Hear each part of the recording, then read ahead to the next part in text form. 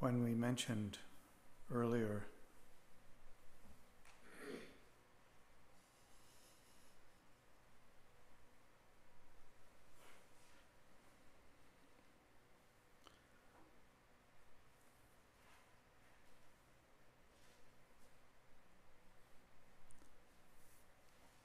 approaching the vow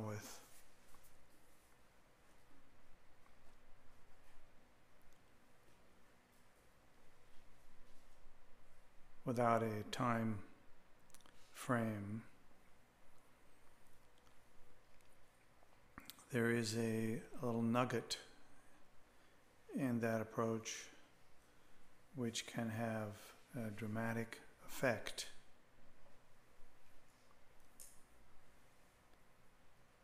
on our view of things and on our minds.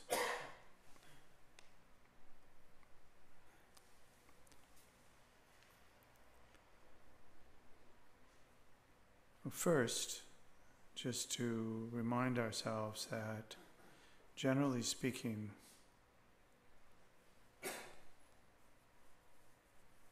in the context of our various meditation practices,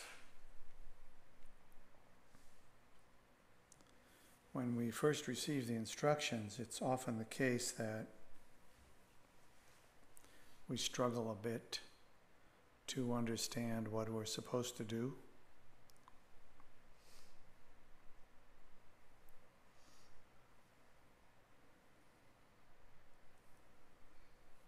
And by virtue of an effort in our own minds to kind of simplify things a bit, we come to a place where we can do something.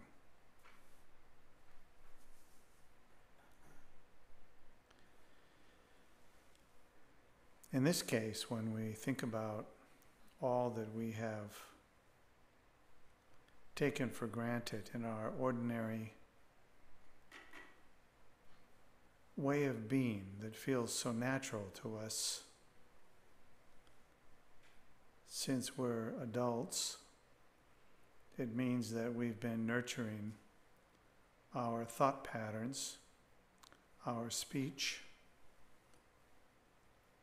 and our actions for a long time.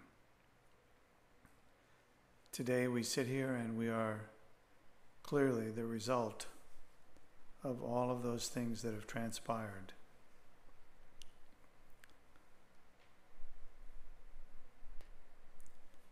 Now at first that can just seem like a lot, as long as we are holding that bounded view, I call it,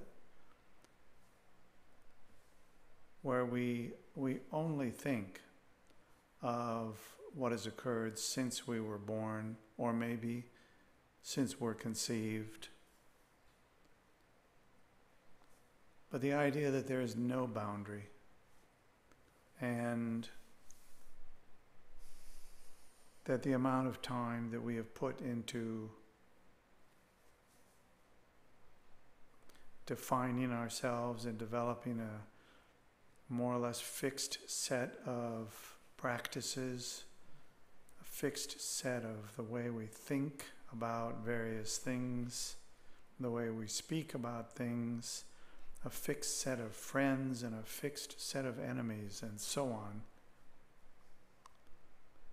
The only way to really undo all of that and have a kind of fresh and unconfused approach is to completely remove those boundaries. So one of the teachings with the vows is when we think about sentient beings and the suffering that they have and experience, largely because of their own doing, of course. But still, that doesn't change our intention, which is very important. In order for our intention to be really very strong and profound, we need to think in terms of a period which has no beginning and no end. Not that it is just unfathomably big, but that big doesn't even address the issue. It has no boundaries.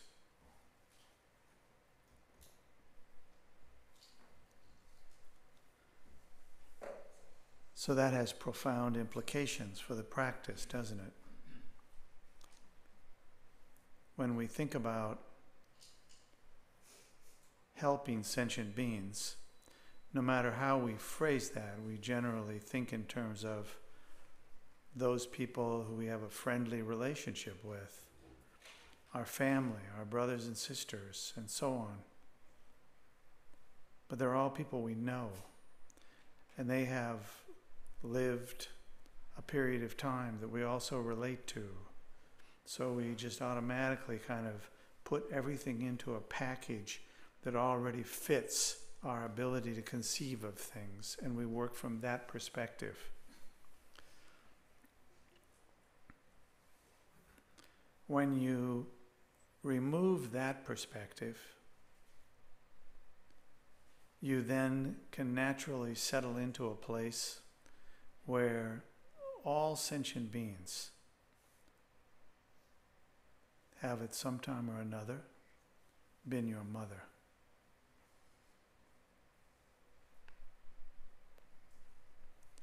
And you relate to that at least as an experiment, but really the bigger experiment is relating to it from the perspective of this is a certainty.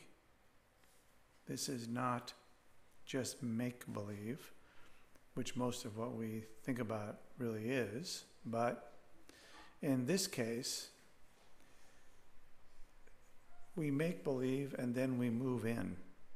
Kind of like you imagine a house and then you move into the house.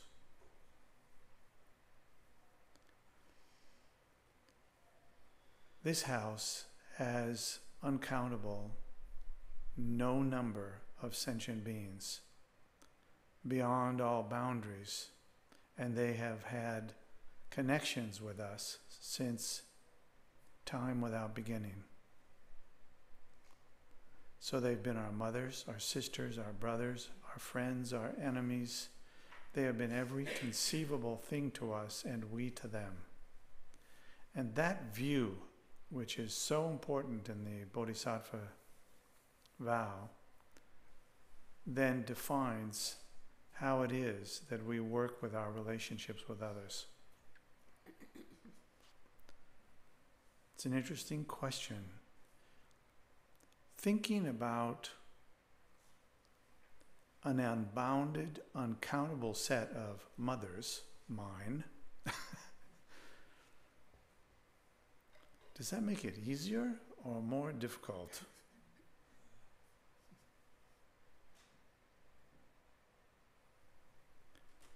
The same with all my other friends and colleagues at work. Whatever the relationship is,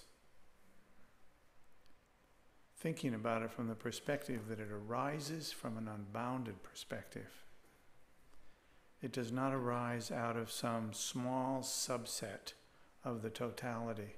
It arises out of the totality of beings with whom I have had uncountable relationships of every imaginable kind and unimaginable kind. And that's what I'm surrounded with momentarily and generally every day, every hour, when I'm awake and when I'm asleep.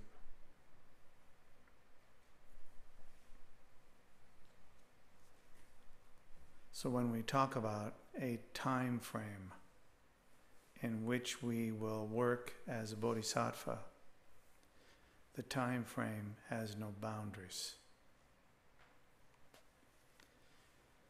So now we need to make a couple of forays into this very large space.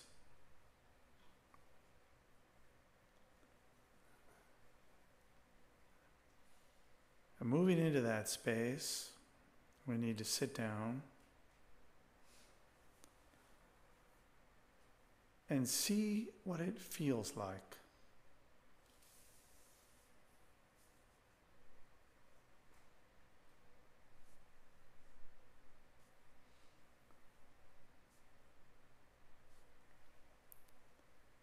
For example, perhaps we could start with the proposition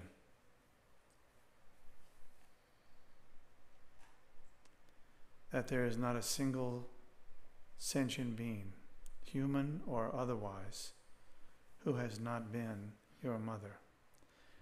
And we're going to add one more characteristic to that proposition, and that is that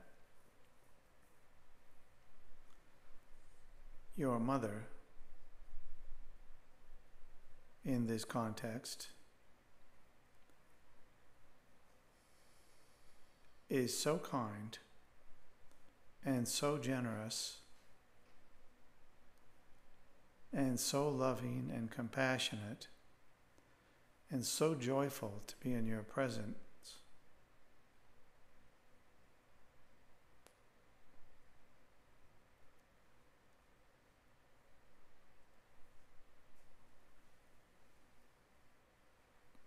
And then settle yourself for a little bit,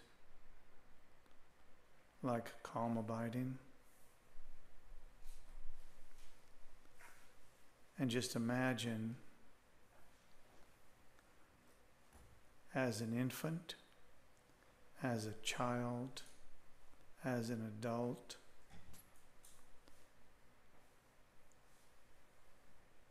allow yourself to experience what that feels like.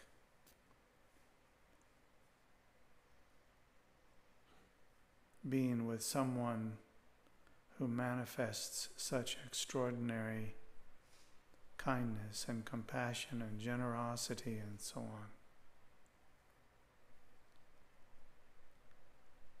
And what that feels like when you think of that person as your mother in this life.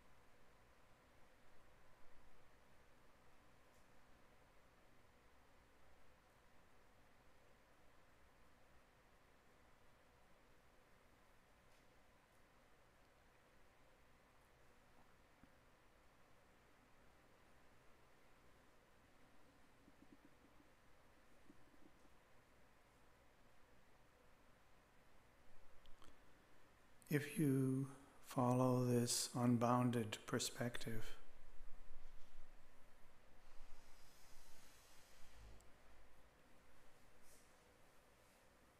including the unbounded appearance of great beings, the way you're surrounded by Buddhas and Bodhisattvas,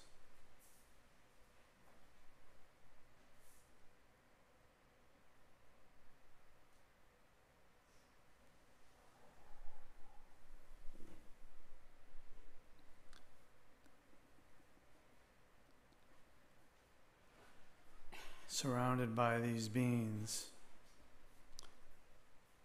who are examples of great bodhisattvas,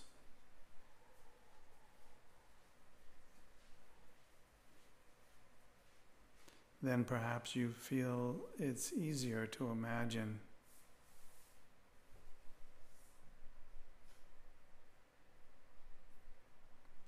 extending yourself to others,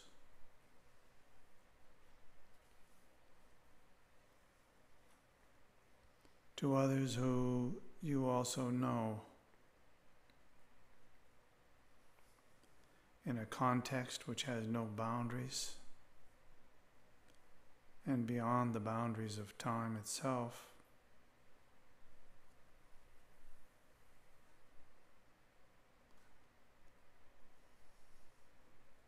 To find yourself with Buddhas and Bodhisattvas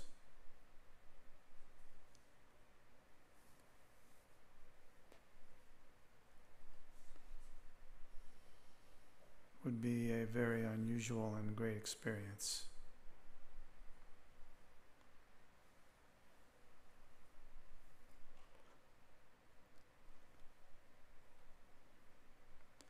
You might even encourage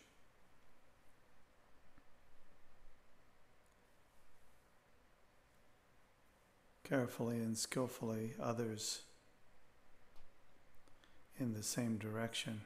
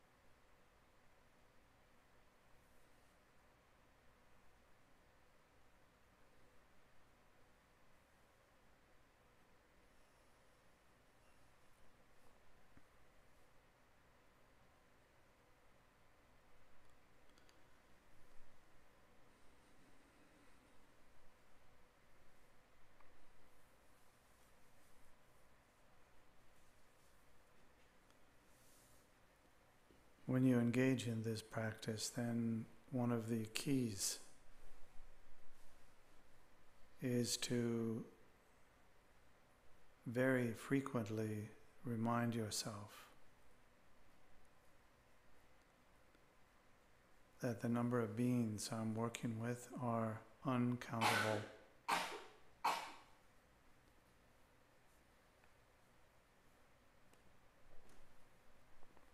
The amount of time that I have to engage in the practice with others is also without limit.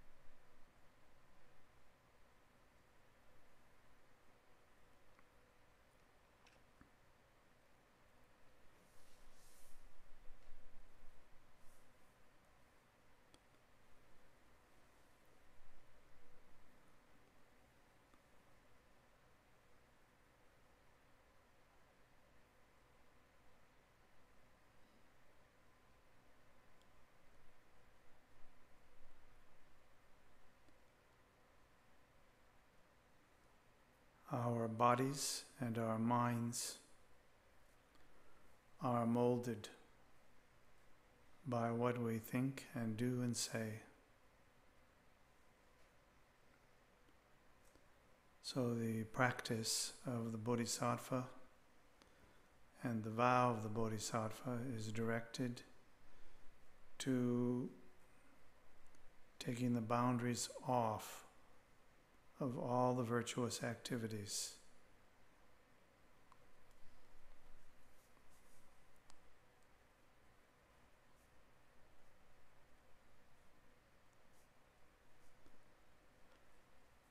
So our wish for beings to be free of suffering and its causes also has no boundaries, no limit. If we think we're engaging in the practice of wishing beings to be free of suffering, we must also embrace that there is no limit to the number of beings or to how long it takes.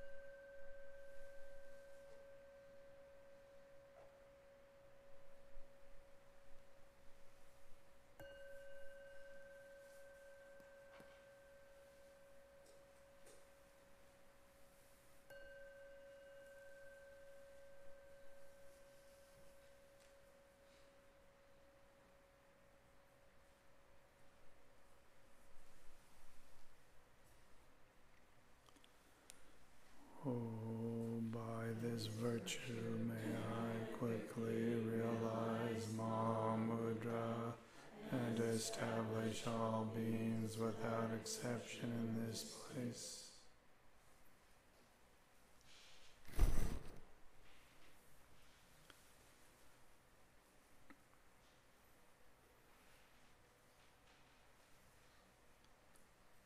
So we'll take another short break. I think our lunch break is at noon.